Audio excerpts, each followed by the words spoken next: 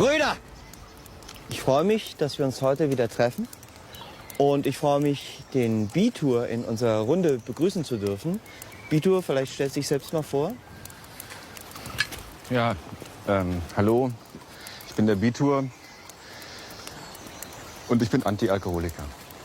Hallo Bitur. Ja, vielen Dank, Bitur. Vielleicht magst du uns ein bisschen davon erzählen, welche Auswirkungen deine Abstinenz auf deinen Alltag hat. Okay. Also letzte Woche zum Beispiel, als alle sturzbetrunken mit dem Drachenboot rüber nach England sind, da habe ich vorher heimlich nicht mitgetrunken. Ja, und dann sitzt man da, während alle plündern und brandschatzen und vergewaltigen und morden und einen Riesenspaß haben und fragt sich, oh Gott, was mache ich hier eigentlich? Das ernüchtert einen dann noch mehr. Und das ist dann dieser beschissene Teufelskreis. Exakt. Ja, Babyschrittchen, Bitur. Du musst dir immer sagen, heute trinke ich etwas mehr als gestern. Ja, und das bleibt dann auch drin. Ja, und so entstehen kleine Erfolge, so wie beim Halver letzte Woche zum Beispiel. Halver, erzähl mal. Ja, also da habe ich immerhin so viel getankt, dass ich meiner Frau eine Ohrfeige verpasst habe. Hey, klasse, Alba. Ja, war jetzt ehrlich gesagt keine besonders harte Ohrfeige, aber wer weiß, beim nächsten Mal prügel ich sie dann vielleicht schon quer über den Dorfplatz. Ja.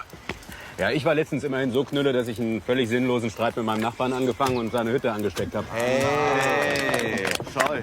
Wow. Aber so weit bin ich ja noch lange nicht. Ja, aber das schaffst du. Du musst dir immer sagen, Finger weg von allem, wo kein Alkohol drin ist. Und wir helfen dir dabei. Denk immer daran, wir sind ein Kreis von Freunden. Außerdem haben wir einen Trick. Hier. Wir benutzen diese Trinkhörner. Wieso das denn? Ja, weil man die nicht abstellen und vergessen kann. Siehst du? Musst du immer schön in der Hand halten und austrinken.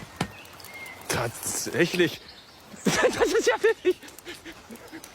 Lasst uns versuchen, gemeinsam zu trinken.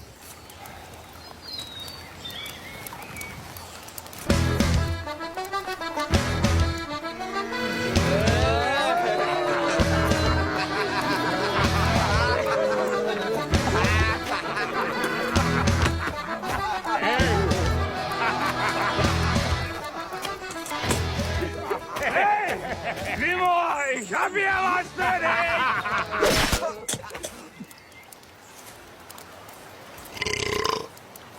Super, Bitur! Jetzt hast